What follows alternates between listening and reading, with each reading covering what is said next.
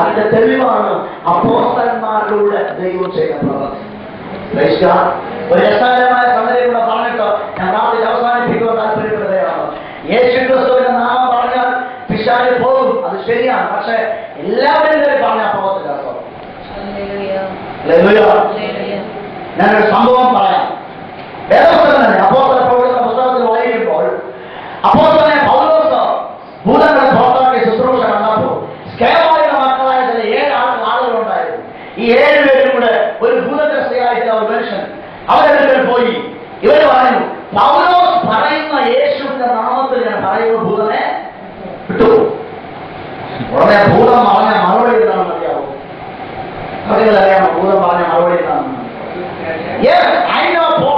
എനിക്ക് പൗലോസിനെ അറിയാം, പൗലോസ് പ്രസംഗിക്കുന്ന യേശുവിനെയും എനിക്കറിയാം, നീ അറിയാം.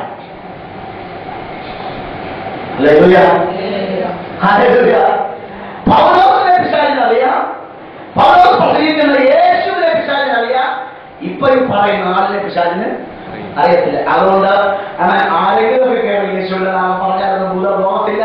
പറയേണ്ടവര് പറഞ്ഞാലേ ഭൂതം പോകത്തുള്ളൂ. ആര് പറയണം? യേശുവിന്റെ മക്കൾ പറയണം, യേശുവിനെ വിശ്വസിക്കുന്നവർ പറയണം, യേശുവിനെ ദൈവമായി, യേശുവിനെ രക്ഷിതാവായി, യേശുവിനെ കർത്താവും ദൈവമായി ജീവിതത്തിൽ അംഗീകരിച്ചിരിക്കുന്നവർ ആ നാമത്തെ വിളിച്ചയച്ചിരിക്കുന്നവർ പറയണം, ആ നാമത്തെ വിശ്വസിക്കുന്നവർ പറയണം, ആ നാമത്തെ ധരിച്ചിരിക്കുന്നവർ പറയണം, ആ നാമത്തെ വഹിക്കുന്നവർ യേശുവിന്റെ നാമം എന്ന് പറഞ്ഞാല് സംഭവമാണ്. വഴിയ പോകണമെങ്കിൽ യേശുവിന്റെ നാമം എന്ന് പറഞ്ഞാൽ അറിയത്തില്ല, ഒന്നും സംഭവിക്കാൻ പോകുന്നില്ല. ഇന്ന് രാത്രി ഞാൻ പൂർണ്ണമായി വിശ്വസിക്കുന്നു, ഈ ദൈവസഭയ്ക്കകത്തിരിക്കുന്ന എല്ലാവരും അഭിഷേകം പ്രാപിച്ചവരാണെന്ന് ഞാൻ ദൈവത്തെ വിശ്വസിക്കാൻ ആഗ്രഹിക്കുകയാണ്. അങ്ങനെ എല്ലാവരും കുഴപ്പമില്ല. ഈ ദിവസങ്ങൾ അഭിഷേകം പ്രാപിക്കുന്ന ദിവസങ്ങളായിട്ട് നിങ്ങൾ മാറ്റിയെടുത്തുകൊള്ളണം. കിട്ടുന്ന അവസരത്തെ നിങ്ങൾ ദൈവം നഷ്ടമാക്കരുത്. ദൈവം നമുക്ക് എപ്പോഴും അവസരം തരികയില്ല. ഉൽപ്പത്തി പുസ്തകം 1-ാം അധ്യായം നാം വായിക്കുമ്പോൾ അവിടെ ദൈവം ഒരു വലിയ പ്രസ്താവന നടത്തി. എന്റെ ആത്മാവ് മനുഷ്യരുടെ എല്ലാ കാലവും വാദിച്ചുകൊണ്ടിരിക്കത്തില്ല. ഹല്ലേലൂയ. അഭിഷേകം പ്രാപിക്കുന്ന എല്ലാ കാലത്തും ദൈവം നിന്നോട് പറയത്തില്ല, ഓ നീ രക്ഷിക്കപ്പെട്, നീ മാനസാന്തരപ്പെട്, നീ സ്നാനപ്പെട്, അഭിഷേകം പ്രാപിക്കുക, ദൈവത്തിനായി ജീവിക്കുക, സായുക. എല്ലാ കാലത്തും ദൈവം നിന്നോട് പറയത്തില്ല. കുറെ കാലമൊക്കെ പറയും, പിന്നെ കർത്താവ് പ്രാർത്ഥന നിർത്തും. ഹല്ലേലൂയ. ദൈവം പ്രാർത്ഥന നിർത്തുമ്പോ അത് നമ്മുടെ ജീവിതത്തിൽ വലിയ കുഴപ്പത്തിന് കാരണമാണ്. അതുകൊണ്ട് രാത്രി ദൈവസഭയ്ക്കകത്ത് അഭിഷേകം പ്രാപിക്കാത്തവരാ, പിശാചിന്റെ പ്രവർത്തനം അറിയിപ്പാനുള്ള ആ ദൈവത്തെ പ്രാപിക്കാത്തവരാ, ഇത് രാത്രി ആരെങ്കിലും ഞാൻ നിങ്ങളെ പ്രബോധിപ്പിക്കട്ടെ. അഭിഷേകം പ്രാപിക്കേണ്ട ദിവസങ്ങളാണിത്. ഈ 3 ദിവസങ്ങൾക്കുള്ളിൽ ഈ കൺവെൻഷൻ ദിവസങ്ങളിൽ നമുക്ക് ഒരുമിച്ച് നാം ദൈവത്തെ ആരാധിക്കുമ്പോൾ, ഒരുമിച്ച് കർത്താവിനെ ഉയർത്തുമ്പോൾ, ഒരുമിച്ച് യേശുവിന്റെ നാമത്തെ വിളിച്ചപേക്ഷിക്കുമ്പോൾ പരിശുദ്ധാത്മാവിന്റെ ശക്തി കൊണ്ട് ദൈവസഭയിൽ നിങ്ങൾ നിറയ്ക്കാൻ പോവുകയാണ്. വിശ്വസിക്കുന്നവർ ദൈവത്തെ സ്തുതിച്ചാട്ടെ. ഹല്ലേലൂയ. അഭിഷേകം നിങ്ങൾ പ്രാപിച്ചു കഴിയുമ്പോൾ, പരിശുദ്ധാത്മാവിന്റെ ശക്തി പ്രാപിച്ചു കഴിയുമ്പോൾ പിശാചിന്റെ പ്രവർത്തനങ്ങളെ അഴിപ്പാൻ നിങ്ങളും ശക്തരായി മാറും. ഹല്ലേലൂയ. പിശാചിന്റെ പ്രവർത്തനങ്ങളെ അഴിക്കണം എന്തുകൊണ്ടാകണം?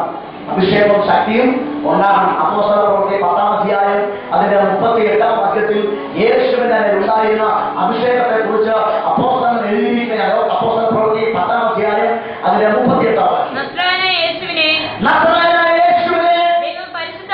ദൈവം പരിശുദ്ധാത്മാവിനാലും ശക്തിയാലും അഭിഷേകം ചെയ്യാനും ദൈവം അവനോട് കൂടെ ഇരുന്നത്